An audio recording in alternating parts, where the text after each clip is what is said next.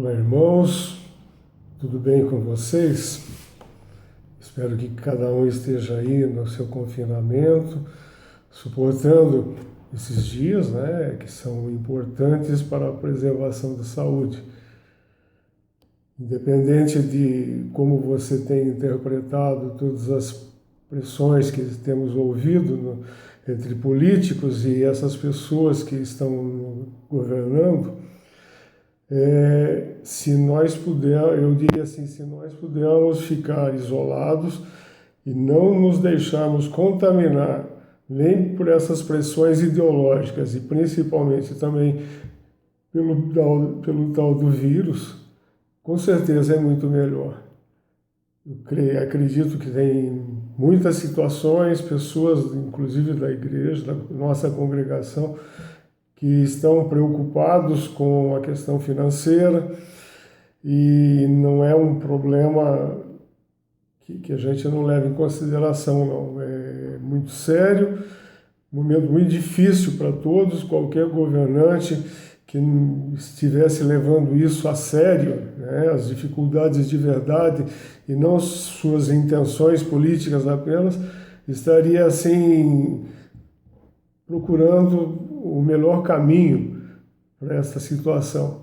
Então, se nós pudermos nos precaver, estarmos contidos e não sermos assim tomados, acabar sendo tomados por esse vírus, é muito melhor, porque a situação de saúde de quem está sendo contaminado é muito complicada. Mesmo aqueles que são fortes, jovens, têm sofrido bastante para passar por esse processo. Então é melhor nós tomarmos cuidado. Eu queria aproveitar esse momento para falar sobre 3 assuntos que eu entendo assim são importantes para nós principalmente nesse fim de semana onde nós estamos. Esses dias que nós estamos passando debaixo do confinamento. O primeiro tem a ver com a situação de que houve uma convocação, algo assim, do presidente em exercício, para que a igreja promulgue amanhã, no domingo, um dia de jejum e oração pela situação do nosso país. Eu não quero entrar nos méritos, qual é a intenção do presidente em si, se você gosta ou não gosta dele, se ele é bom ou ruim, não me interessa nada disso, mas eu nunca vi, numa situação na história recente, um presidente de qualquer nação que tenha se dobrado e pedido para que a igreja ore.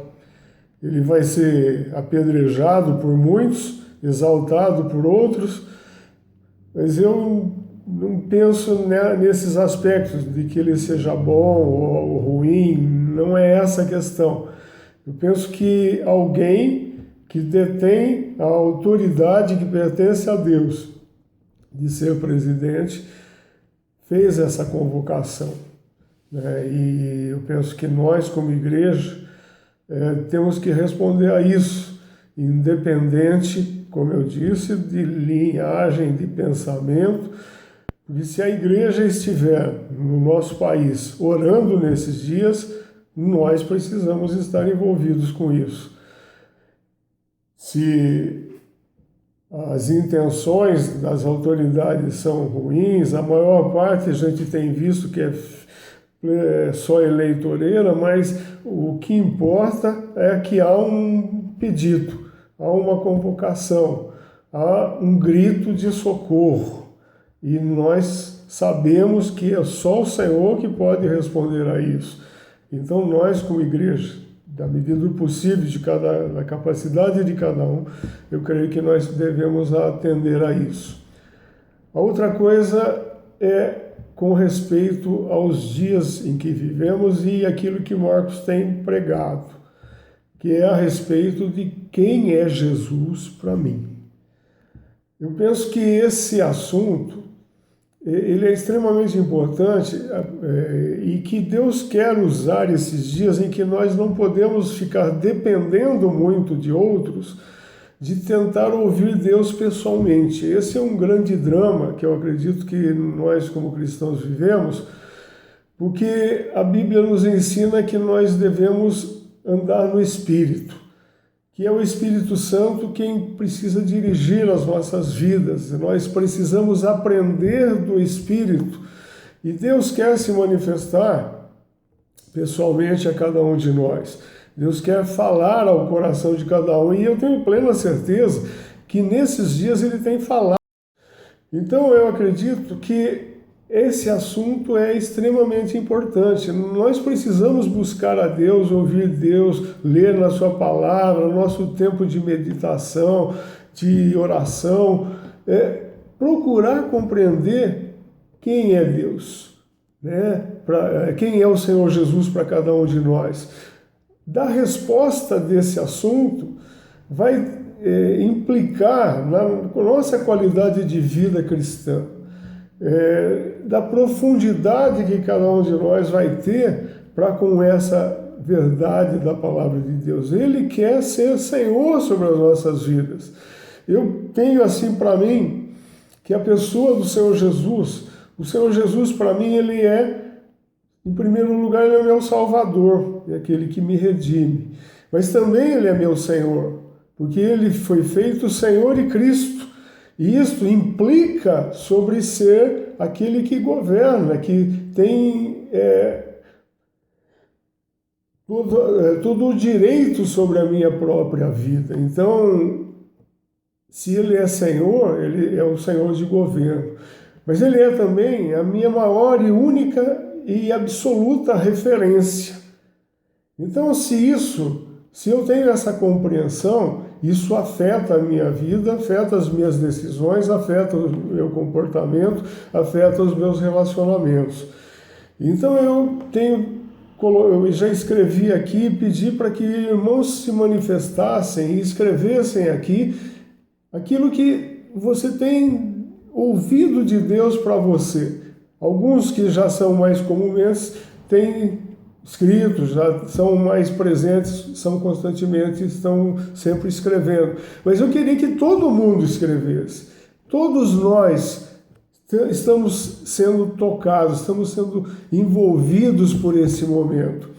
Então, nós precisamos receber disso, nós precisamos manifestar para que os demais irmãos conheçam também a experiência nossa, né? Então, por favor, não se acanhe, né? Escreve coisas pequenas, não tem problema, mas como a pessoa, quem Jesus é para você, tem afetado a sua vida. Eu creio que o Evangelho é o poder de Deus para a salvação, mas o Evangelho é o poder também, é a manifestação do poder de Deus também sobre as nossas vidas, para que a gente tenha uma vida plena. Isso vai afetar, vai mudar. Nós não podemos ser praticante, dizer que somos cristãos e isso não ter efeito sobre a nossa vida. Nós não somos praticantes de religião, nós somos seguidores do Senhor Jesus.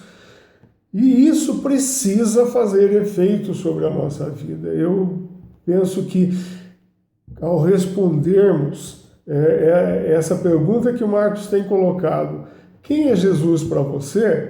Isso vai afetar isso nas nossas vidas, isso vai produzir em nós alguma coisa diferente.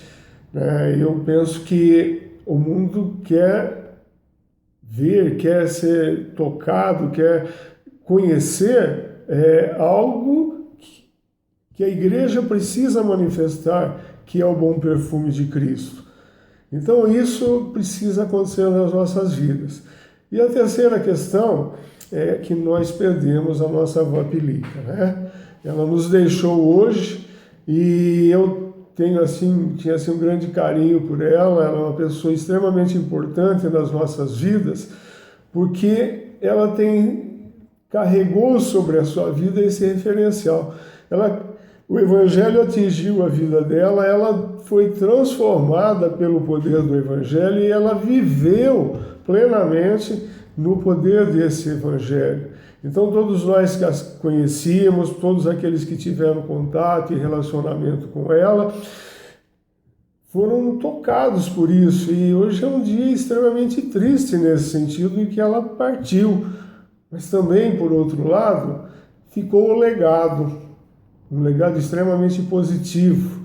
Quando eu lembro da palavra que diz assim que nós devemos nos alegrar no Senhor, e muitos temos dificuldades às vezes, como se alegrar nas dificuldades, algo assim, eu me lembro sempre que eu sempre havia alegre, sempre com alguma coisa nova, alguma coisa sadia e muito firmada no Senhor Jesus, e isso foi para mim assim algo que ficou marcado.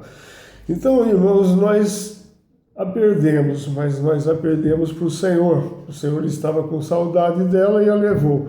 E eu creio que nós precisamos nos consolar com o testemunho que cada um tem carregado, né? Eu disse para Pedro e Isabel,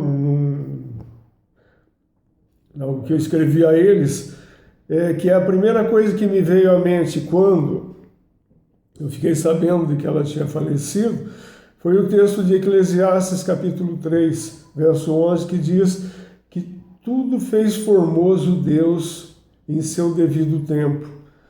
Eu creio que ela carregou o Evangelho. Ela foi formosa, né? A formosura de Cristo estava sobre ela. E a formosura de Cristo precisa estar sobre as nossas vidas. Eu penso que precisamos levar isso como um testemunho, inclusive, para cada um de nós, e isso precisa confortar os nossos corações. Paulo diz lá para os Tessalonicenses que eles deveriam ser confortados pela palavra que ele tinha escrito aos Tessalonicenses sobre o Senhor Jesus. Então, que Deus também possa confortar os nossos corações com os testemunhos que temos ouvido a respeito dela. Que o Senhor nos conforte.